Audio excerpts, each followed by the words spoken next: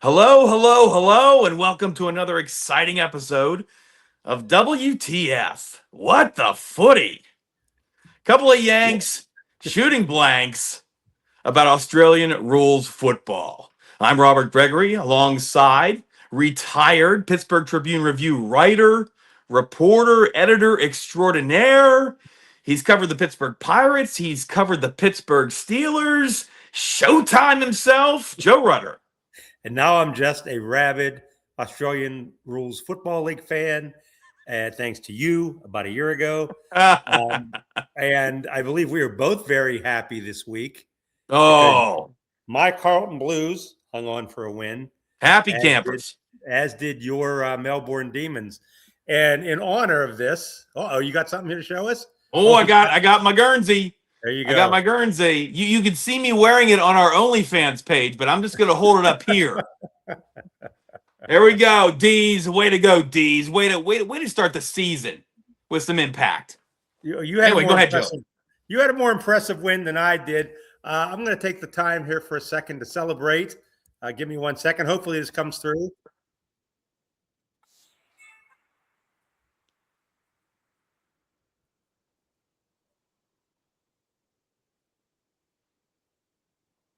The anticipation is killing me.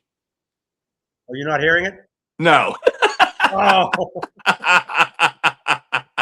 Our first glitch. Our first glitch. Well, we're going to have to try to figure out a way to work around that. I thought. Yeah. So you're playing. I'm assuming you're playing a team song. I'm playing the Carlton Blues fight song. We are the Navy Blues. Which is based off of what? I don't know. It's not something we got to figure that one out. Yeah, because a lot of them are based on old time songs, at least over here. Well, the D's is based off It's a Grand Old Flag. Yeah. A pretty well-known song in this country. If you have a patriotic bone in your body, Well, our song goes, It's a Grand Old Flag, it's a high-flying flag. Okay. The D's version is different, and I probably should have learned the words before I start spouting off tonight, but that's okay. That's what their song is based off. And despite the fact that Fox Sports 2 cut away right after the game, I went to the radio broadcast on ABC, the Australian Broadcasting something. Yeah. I should probably know that too.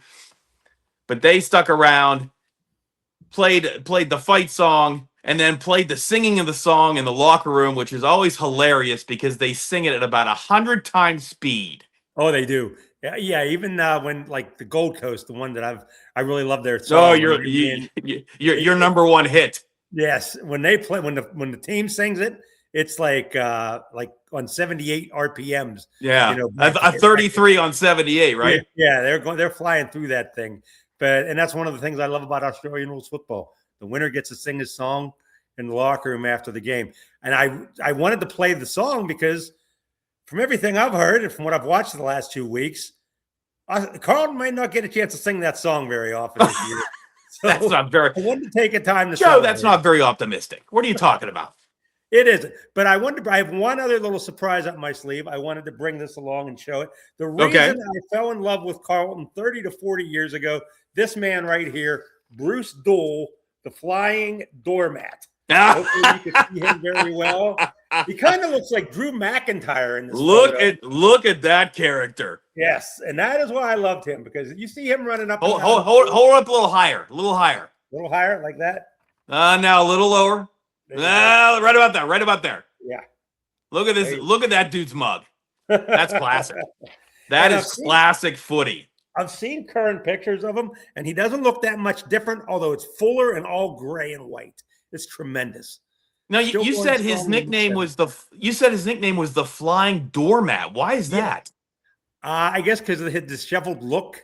And they said he looked like a doormat flying. I don't know. That's one of those Australian terms, but that was kind of his disheveled look, and with the long hair flowing and everything underneath the bandana there, or the headband.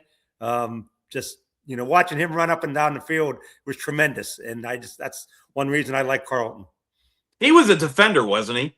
He was, what do they call a half-back flank or something? More of a I've, I've, defender. I've done a shallow dive on the man, and I think I think he only scored what 22 20-something goals. goals in Yeah, like in his what career. 270 some games or something like Yeah, that. he was more. Yeah, he was the guy that set everything up, and a tremendous, back end player. But he's in there, Carlton's Hall of Fame, if that's what it's called. And I just, believe I believe he still holds the record for consecutive games played for the club. he might. Yeah, He I was a can't tough. remember the number, but I believe he still has that number. It's like 179 or something like that. Something Yeah, he ridiculous. was a tough guy. And when I started really following it, he was at the downside of his career last year or two. But he just, it's hard not to root for the guy the way he Sure. looks playing like that. No, the flying doormat. That's phenomenal. That's a guy that looks like he's only happy on the inside when he's playing. True. And they said, he looks like he could be a rough and tumble guy, but I guess he was very quiet and reserved and didn't give interviews and kind of shy in a way. So, I don't know if we'll ever get him as a guest on the show, but that would be a bucket list. Oh, that would be tremendous. Have a flying doormat day. That would be phenomenal. Yeah, Well, we're happy campers. we are. We're happy campers about our respective allegiances. Carlton wins, bounces back from an opening round loss. Melbourne opens the season with a track meet against St. Kilda. We'll talk about this a little bit later. But there are some unhappy campers right now in the league regarding the way the league has scheduled the opening round, Joe. Yeah, and Fremantle and their coach, I don't have his name in front of me, Justin Longmuir, I think it might be. Correct. Yes.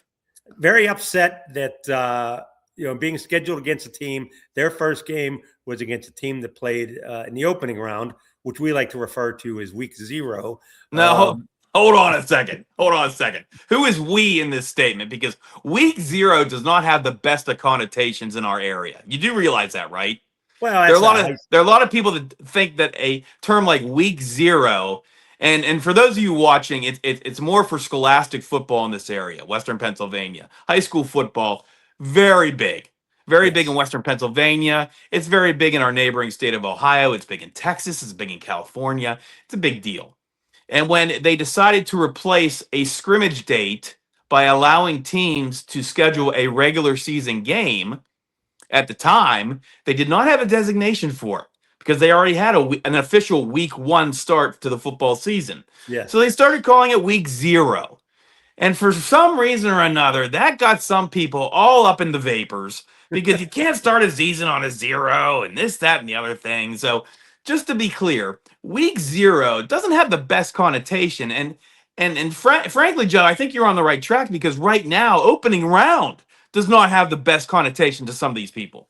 No, it doesn't. And if you look at I go by AFL.com, I look at the schedule on there. It has an O. To me, it looks like a 0. So to me, it's week 0. They're calling it O for opening round. But yeah, I mean, not everybody plays, and that's what the crying is about. Is that they had 10 matches or 5 matches, 5 games, 10 teams played in the first week. Yeah. Then everybody played this past week in week 1.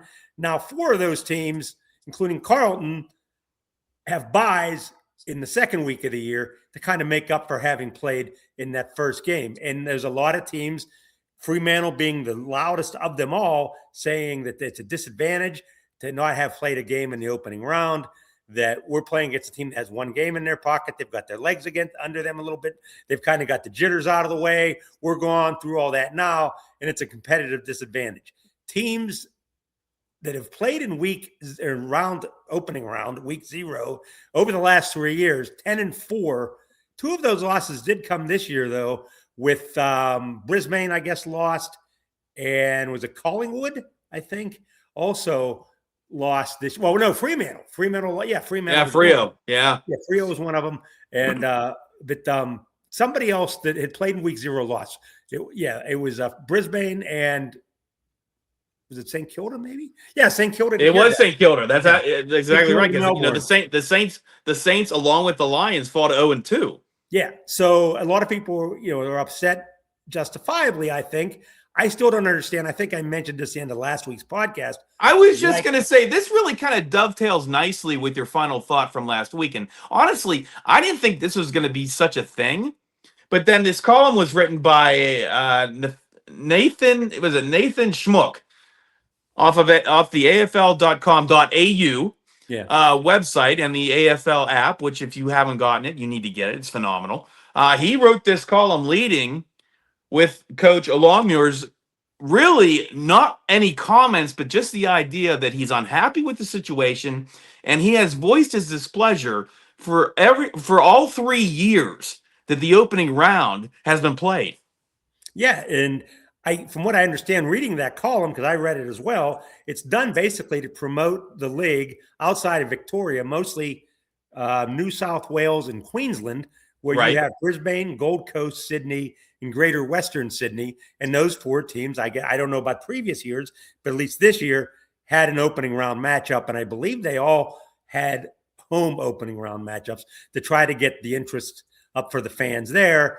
And it's just left a lot of other people, a lot of traditional people, I guess, not happy that that they get a little bit of favoritism here, which brings me back to why not give them the home games in the opening round, but let everybody play. I was going to say what you touched on last week at the end of the show. What is what the footy to me about this whole situation is that Longmire's Dockers is one of 5 teams, because of their location, that have yet to play in the opening round. So, I mean, the league isn't even giving them a chance to get some run in that first week. It's Freo, West Coast, Adelaide, Port Adelaide, and North Melbourne. Those are the 5 teams that in the last 3 years haven't even sniffed the opening round. And is it a coincidence that most of those are kind of bottom feeders? I mean, Port Adelaide, I guess a few years ago was pretty good, and they've fallen pretty far. But Freo's been good. But the other ones, West Coast, who else is there? Melbourne. We know about West Coast and we know about North Melbourne. I mean, those are 2 teams that are predominantly found at the bottom of the ladder, at least recently, year after year. Yeah, but I think you have to move it around. You have to give those. If you're going to continue this, having 4 or 5 games on opening weekend, you've got to start mixing it up and get those teams involved as well. Isn't there a sense of transparency with competitive fairness when you do that? I think so. I mean, over here, comparing it we have the NFL, and there was a stretch a couple years ago with the Pittsburgh Steelers and a couple other teams played 3 games in 11 days. Steelers ended up losing all 3, really hurt their momentum. They, slid into the playoffs and slid right out in the first round. But the other teams also played 3 games in 11 days. It's always the schedule's always done over here that kind of makes it as even as possible. Even if you're getting you're kind of getting it stuck to you a little bit, there's a couple other teams that are in the same boat. You're not in this alone. The Australian schedule seems like that's not the case, that certain teams, are fighting uphill from the beginning of the year. Now, is there an argument to be made the opposite way of Longmuir's argument where, and I kind of made this suggestion jokingly at the end of the show last week after seeing what happened to your Carlton Blues in the opening round, that maybe it was a good thing Melbourne did not play in that game and had an extra week to prepare. Yeah, and that's the flip side of it. But I guess, when you're playing a team, unless that team's, like Brisbane had a horrible first week and, lost players to suspension and injury, and then kind of limped into their second game and lost. But for the most part, if you come out of it healthy, you kind of got an idea what your team can do. You've got a good idea of how to allocate the minutes among your players, especially with the new rules with the extra substitutes. I think it gives you you want to kind of get into the groove that way as opposed to maybe having another week of practice. Well, Longmuir's got an ally in new Melbourne coach Stephen King, and let me read a quote from his presser after their victory over St. Kilda this past weekend. He says, quote, "I agree with JL," that would be Justin Longmuir, the coach of Freo. "I agree with JL on that one," and he's talking about JL's comments about the opening round. He says, "I feel like in an era and a game at the moment that we're trying to get equality, it's something you're thrown up with. And it's not just today. We played an opposition that's already had a run." He's talking about St. Kilda. It's in the coming weeks.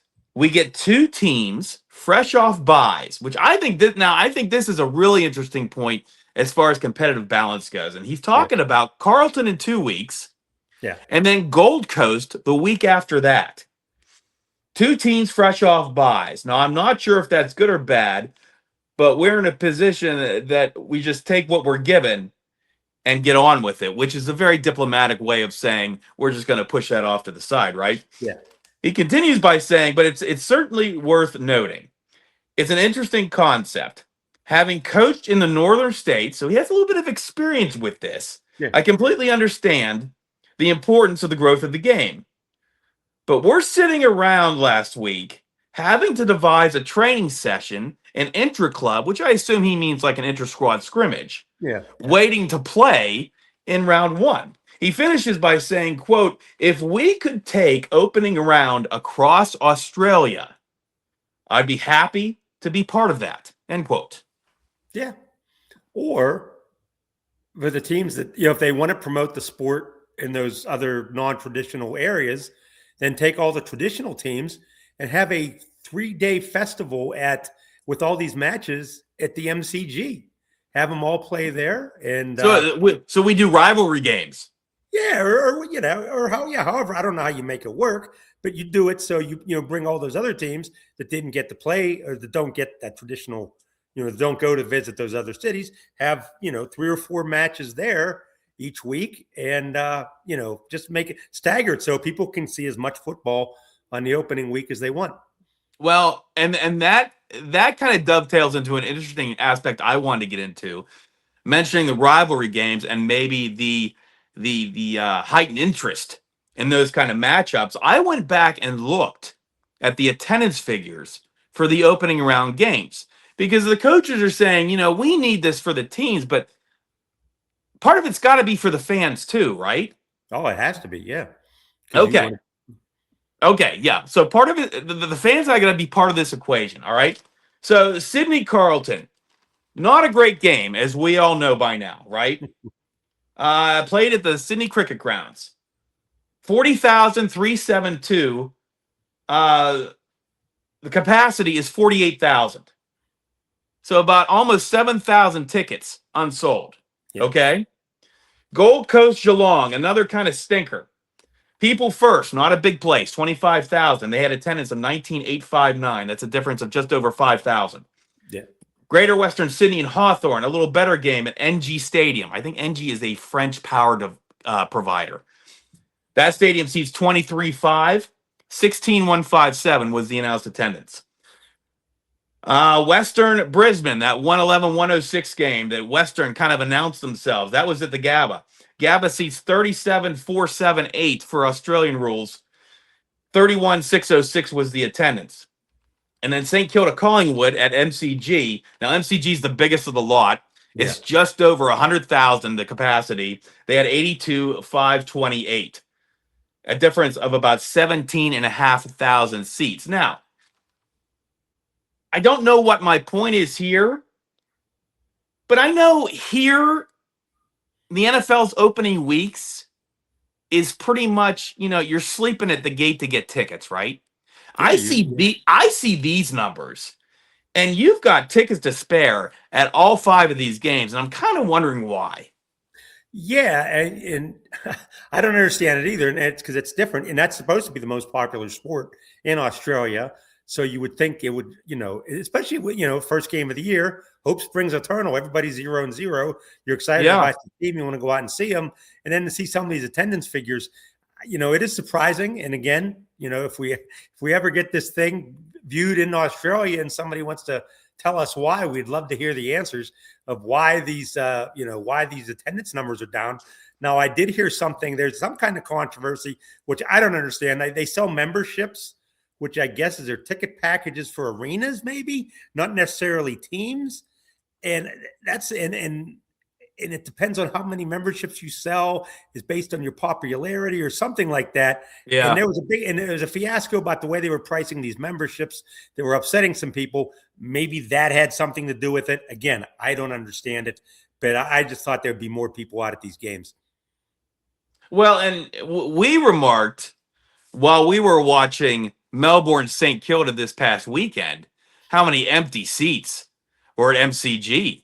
And I think the announced attendance was something like 44,000 or something like that, which is way under half the capacity of that stadium.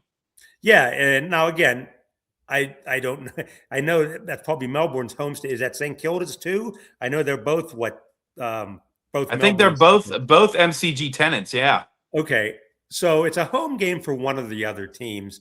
St. Kilda coming in with a lot of hype, spent all that money, which is another story altogether. Melbourne, yeah, Melbourne's falling on a little bit of hard times, but they got a new coach. You know, they brought in some new players, so you would think still they would get a bigger crowd for the opening game. And weather certainly isn't an issue because I guess it was really hot over there. You know, it was in the 80s Fahrenheit. You know, so that couldn't have been an issue. So I don't know what the answer is. So, final thought on this subject: are we talking about week 0 or are we talking about week WEAK 0? Good one there. Maybe it is week. Yeah, it seems like in all circumstances it is WEAK 0 because coaches are griping about it and the fans aren't showing up for the games. And I know it was a little better in some places this past weekend, but I'd really like to see and it is surprising me, I guess, that some of these cities have play in stadiums that hold less than 30,000 people. That is surprising to me. And maybe that explains one reason why the sport doesn't have the salaries that they do, on this side of the ocean. Yeah, I mean, we've got capacities here. What did I say? Of 25 grand, 23.5. Yet there, and this is probably another 3 or 4 shows down the road, especially as we get closer to expansion coming to fruition, if it does, with this club in Tasmania, and how they just keep harping on them about the size of the stadium they need to have when you've got these facilities around the league that aren't even close to the specs that they're asking for. Yeah, and there must be something more going on there because it's based on the size of the stadium.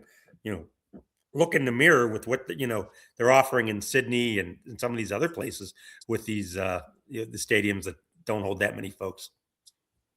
Is scheduling every team in the opening round the easiest answer for the league, do you think? I think so, or just push it. I mean, scrap it and start with week 1. I mean, I understand trying to make something special, but again, it's like in the NFL. Except for the year or two, they had 31 teams instead of 32. Somebody had to buy the first week. This one, you don't have to have a buy in the first week. You can have everybody play. No. So why not let everybody play? And here, every sport has, nobody's really off on the opening weekend of any season, baseball, football, whatever. And I just don't understand it.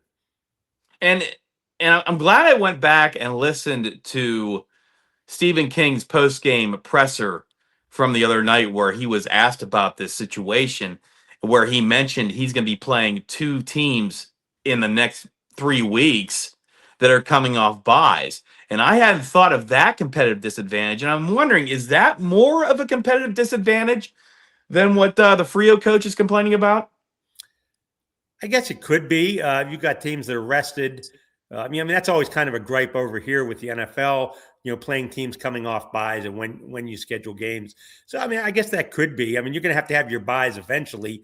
I'm a little surprised they're having them this early in the season, and maybe that's a way to make up for the teams that played week 0 that didn't get a bye this week, because you still got, I guess, six teams that haven't that played in that opening weekend that don't have a bye yet. So maybe that's how they mix those in. But I would think you'd kind of shove the buys toward the back half of the year or around midseason, so it's more equitable for everybody. Well, lucky you, I did a little bit of research on this. The buys this year occur in rounds 2, 3, and 4, and I'm assuming that's to cover the teams that played in the opening round, right? That almost certainly has to be it. And then the weeks 12 through 16, there are teams with buys.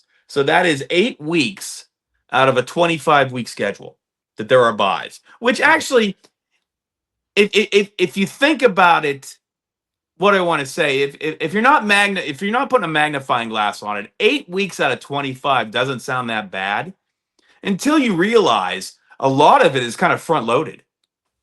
Yeah, yeah, and that's the one thing you want to have a bye toward the middle of the year, and that's always the thing over here in the NFL. You have teams having bye; they're only bye early in the year. Some have them late, some have them. They seem to scatter them out, you know, maybe 8 weeks or so over 17 game season, 18-week season. So when you compare some 8 in a 23 or 24 5-week season, it sounds a little fairer. And I'd rather see them all bunched up kind of there in the middle than just a scattering of these couple teams get one this week, a couple this next week, and so on.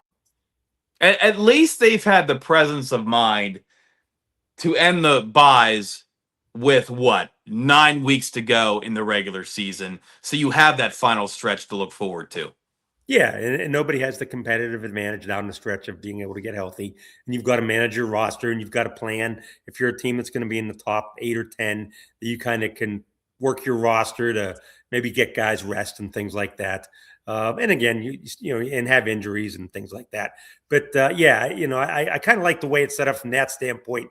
The way they have it scheduled earlier in the season, it's still I'd have to look at it more. It's still head scratching to me. Well, just like world peace, this is not going to be settled on our show tonight. But you know what? Watch this space, because I don't think this argument is going away anytime soon until the AFL at least addresses it, let alone takes action on it. Right? Exactly. And that's, and they've talked, I've already heard a lot of talk about rules changes and things like that, and how it's an adjustment for some of these. And some coaches aren't happy with some of the rules being implemented. Maybe that's something we can talk about in the future week as we understand that more. The other pressing thing, which I think we were going to talk about, is what the heck did they do at St. Kilda with Messiah, the Messiah? Well, all right. Second half. All right, let's get into the weekend. But you know what? Let's talk about your Blues first, because they were the opener of the weekend again, and they were coming off that thumping against Sydney. And we're texting each other as you're watching this ball game. And Carlton had what kind of lead at the half? It was significant. It was significant, wasn't it? I mean, they had it up to 29 at one point. I don't know if that was the halftime score. No, it was 20. I believe it was 40-20 at the half. I think they had a 20-point lead at the half, stretched to 29. I think.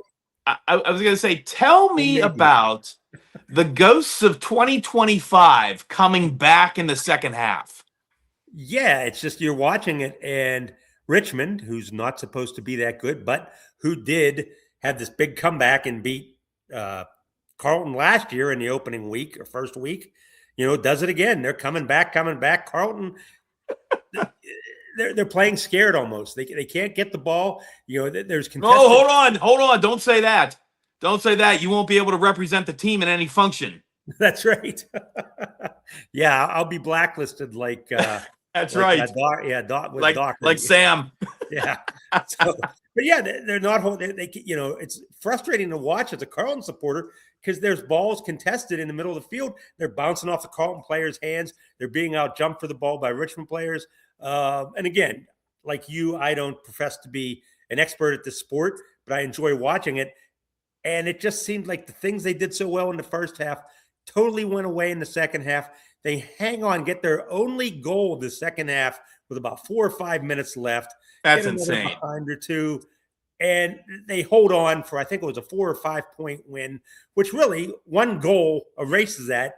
And they've had this lead since, I think, the whole game. 75-71 was the final. Yeah, they were that close to having it all frittered away in the last minute.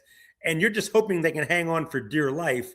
It was so frustrating, and they blew so many games last year, and it just looked like, they're doing it again. They blew it in week 0 against Sydney when they got trampled in the third quarter, and they just looked awful again. And they've got a week off now to kind of regroup, and hopefully they do, because they got Melbourne, your boys coming up here, so maybe they can regroup and play a full 80 minutes. How worried are you that this is the same problem as last year and it's going to have the same results? Until they show me that they're not this type of team, I have to think that, yeah, these are still problems they're dealing with. And I mean, I like the coach. I think he should be here, but it's just maddening to see Well, this happen. but how much heat does he catch if they end up losing that game? Oh, they're calling for his head, and it makes you wonder if he makes We're it to talking the about next Voss, game. right? Yeah, Voss. Yeah, Michael Yeah. Voss. And it just, you wonder if it's something he can come back from. And the one thing I watched his press conference, and he said, "Look, I think he kind of admitted that there's going to be some struggles along the way, but we got to celebrate. Even though, we held on by the skin of our teeth and we won, we're going to sing our song. We're going to celebrate. You don't get chances like this very often. When you do, you take advantage of them. You don't sulk away, and you at least celebrate the win you get. And so you take that away, but you hope they play better next time." Carleton and Richmond was the first game of the weekend. Again, Carleton wins by 4, 75-71. Hawthorne blitzes Essendon 145-83. There are some rumblings going on in Bomber country right now. Western, another dominating performance this past weekend against Greater Western, 134-53. I think we're going to talk about them in just a second. Geelong beat Freo 110-100. Sydney took down Brisbane 104-60. Of course, Brisbane down 4 players due to either injury or suspension. They're 0-2. Adelaide beat Collingwood 93-79. North Melbourne, who is 4th in the ladder right now, they win their opener 113-67 over Port Adelaide.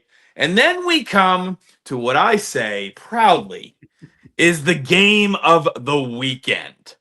Melbourne and St. Kilda, with those horrible memories of the blown lead from last year and what really precipitated the changes that we saw on the field for Melbourne this past weekend. Yeah, it turned out we were texting each other up late at night, each watching this game, and this is what, a 12:15 a.m. start, and I think so, it ended around 3 a.m. Yeah, and it was it was good. It was a good match staying up for and watching. Very competitive, and Melbourne obviously the underdog, but had a lead for most. I believe it was most of the second half. I'm not sure about the but and they hung in there. They answered goal for goal and did what they needed to do to win. And a lot of people complaining that Nasaya, I don't know how to say his last name, so I'm just going to keep calling him Nasaya. Juan Green Malaya. There you go. I'll let you handle that from now on. Then, but Nasaya. Now ask me if that was right. Was it right? You don't know. Shoot blanks. Until somebody corrects us, what the footy? It's right there.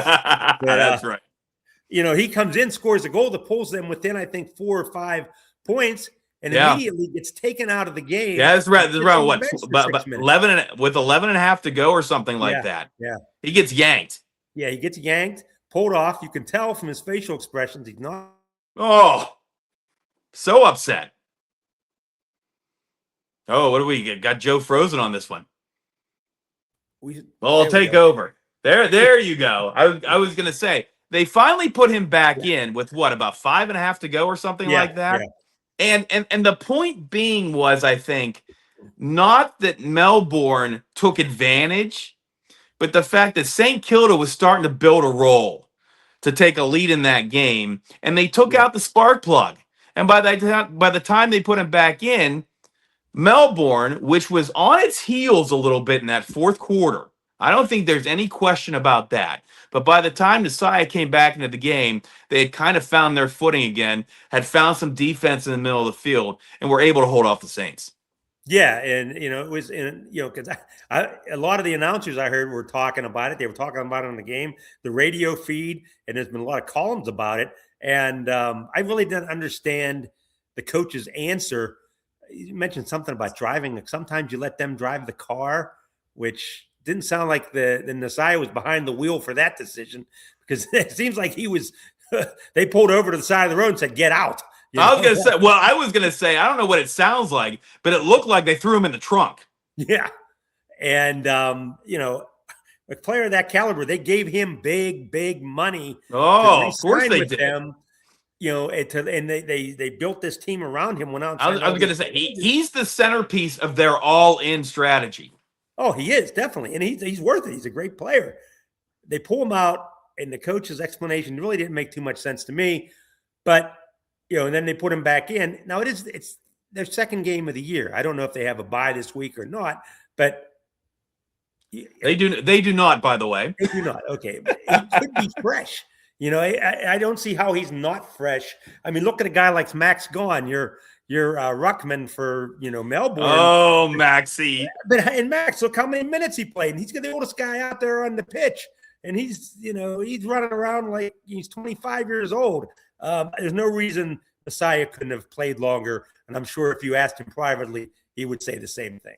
Yeah, let's talk about Max for a second, because he if anything, he turned back the clock in that fourth quarter. I think he had half of his 22 disposals in the fourth quarter. He was head and shoulders literally above most other players on the pitch in that quarter. He even kicked a goal early on in that quarter to give the Demons a little bit of a cushion.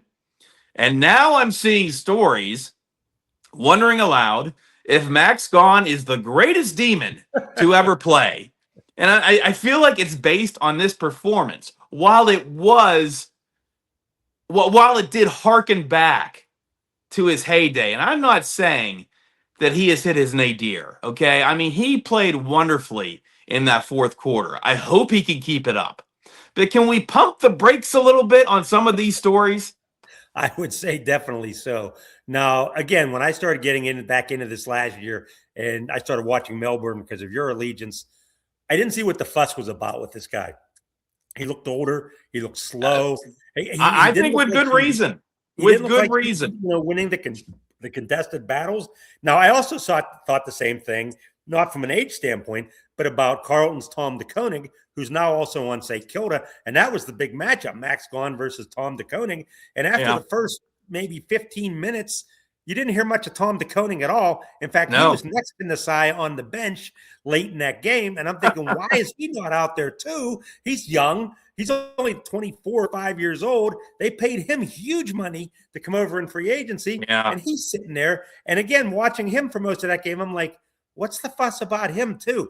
But at least for Max, I saw the fuss that everybody was making about him before. I saw the question that everybody talked about. And I was like, I understand now. I still haven't gotten that about TDK yet. I get it.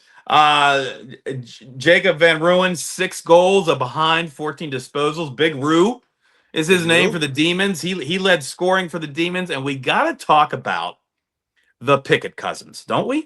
We got to talk about Causey and Latrell Pickett and the spark plug that Latrell Pickett was during that match. He was definitely a spark plug. And I think we tweeted back and forth to each other. He almost seemed like, I don't know, at least from the viewpoint over here, he wasn't a priority in that draft. He was almost taken like as an afterthought. And he makes the team. He starts, and he goes out there and runs circles around everybody. Yeah. He's phenomenal. The goal he scored was so impressive. I mean, just, deking guys out, and just the way he maneuvered around the field and in and through guys. He was a fun, delightful player to watch. And I've thought the same way about his cousin, who I enjoyed watching last year. And he's a real find for you. And I hope that he's something Melbourne can build on. Latrell is kind of the symbol of the new Demons, I think. A younger, faster squad who, frankly, in that first quarter, especially the first half of that first quarter, looked like they could not find their car keys. I mean, they were second to every loose ball. They were overrunning passes. They were fumbling passes. But then something clicked in midway through that first quarter, and you saw the promise of what this new Demons team is supposed to be with the youth and the speed and the scoring. Yeah, and it was it was good to see, and they finished it off. Unlike Carlton, they kept playing, they kept running, they kept making plays happen. They did what they needed to do, and they kept going and to get their win. It was a much deserved win the way they played. And I don't know what the spread is for them this week, but I would imagine it was tightened up because they were getting 18 points or 18 and a half points last game. Yeah. And they easily covered, obviously, because they won. I would think that they'll get a little more respect going forward, at least they should. Causey with a goal and a behind, 19 disposals. Latrell had a goal and 7 disposals. Interestingly enough, if you go to the game report and look at the fantasy scores, Latrell Pickett is dead last, which tells you that fantasy scores don't tell the whole story, I think. Now, it does tell the whole story with Maxey, because Max was the highest fantasy rated player on Melbourne this past weekend. 120, 107 over St. Kilda. Melbourne gets Frio this week on Saturday. The other game was Gold Coast rolling it up on West Coast, 131-72. But the headline on this one, Joe, was Christian Petrarca again, right? Oh, that's not what I was going to say. Oh, What was the line on this game? wait a minute. What did I? Oh, did I get the right team? I'm getting confused now. Gold Coast and Western, right? West Coast. That's who West Coast, yeah. Yes. Oh, Wasn't the line like 68.5 or something like that? 66 points. Something which ridiculous. I had to take that. I've never seen a spread in any sport that much. 66 points. And it's just unfathomable. And the thing is, West Coast, I think, was down 60 at the half, so they easily could have blown it. They played even in the second half, lost by 59. I win my little $5 bet. I was going to say, to me, that's the through line on this one is that West Coast covered. Yes, They covered giving 66. Yes, they did. They covered giving 66. And as I started at the outset, without realizing what the layup you were giving me there, Petrarca had another good game. I think he had he did goals. So, and good for him. He's yes, he did. And Gold Coast did what they were supposed to do. Yeah. And they find themselves second on the ladder behind Sydney and just ahead of Western. And in fact, I think I remarked to you, had Gold Coast not given up that last goal and last behind in the final, I think 3.5 minutes of that game, Gold Coast would be on top of the ladder after the opening round and week 1. So we've got Sydney, we've got Gold Coast, and we've got Western. My question to you is, which of these 3 teams through 2 games is the most impressive to you? They've all looked good in their own. This is a tough one. I didn't see anything of Sydney. I saw the second half of the Western, and I saw some of their first game. And when Marcus Bontempelli, I believe is what his name. Really as good as advertised. It's my first real look at getting to see him play. But they look like they're very strong up the whole way through, up and down the lineup. And, they were just, pushing the ball and scoring like crazy and running up the score in their win. And, he looked great. Oh, no, he froze again. Come back to us, Joe. Come back. Again. We're back. And, there you go. I know. I thought that what they've done is impressive so far. All 3 teams really look good. Then after that, I think you might be, North Melbourne 4th. We'll hold off a little bit on crowning them. I mean, good for them for coming out and shedding expectations of who they're supposed to be with a dominant win over Port, 113-67. I think that's good on them. 4th on the ladder, I think that's good on them, but I think you're exactly right. Pump the brakes on those guys. I said this was a tough one, but then you start thinking about it. Sydney played an undermanned Brisbane squad. Mm-hmm. Gold Coast played West Coast. And Western, for 2 weeks in a row, has scored big and defended well.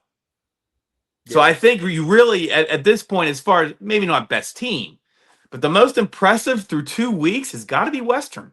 I would think so.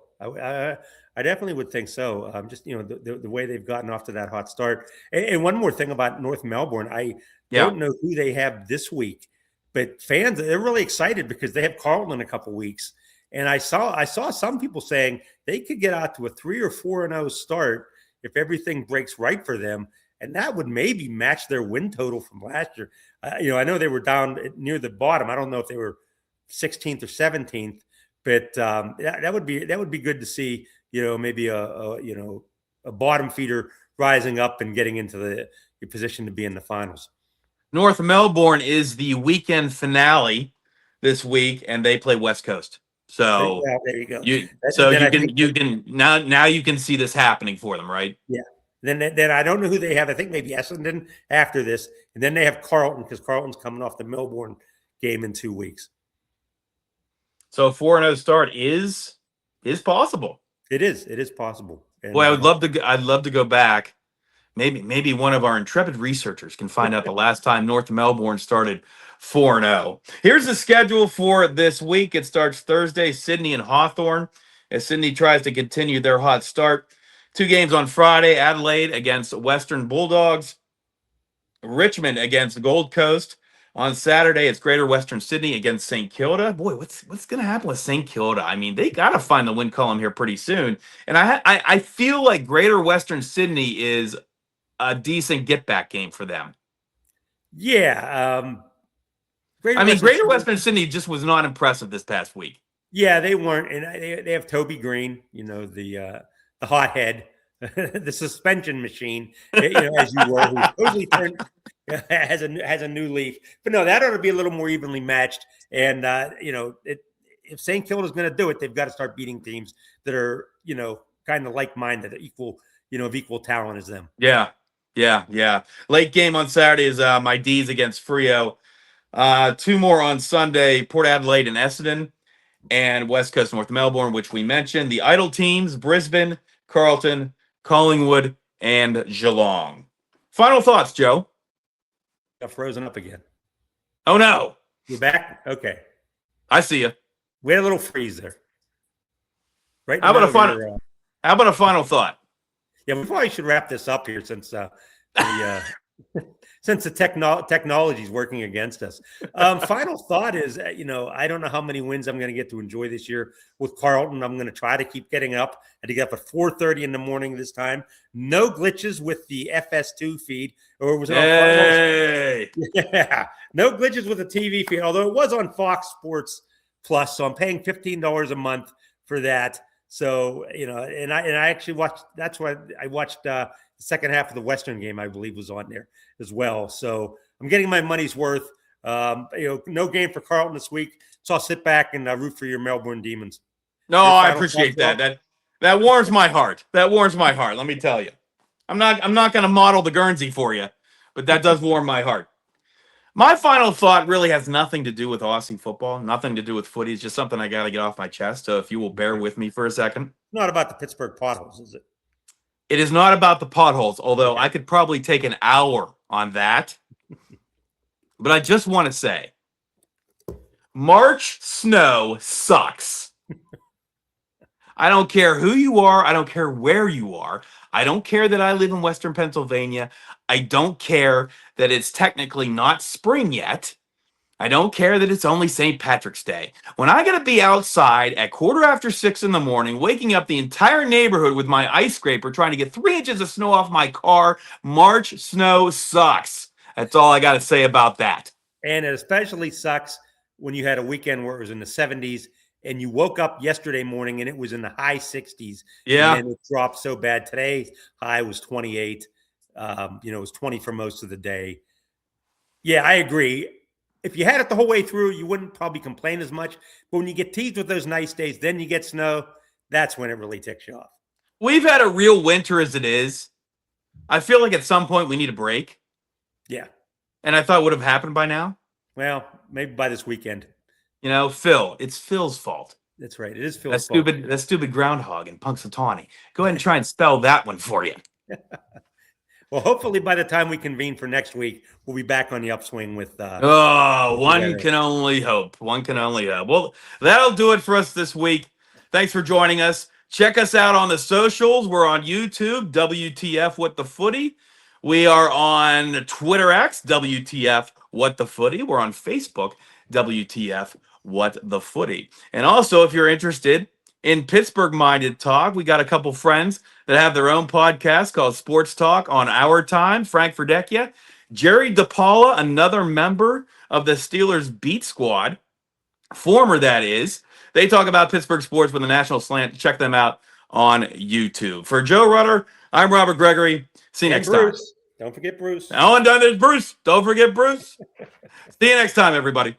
Showtime. Showtime.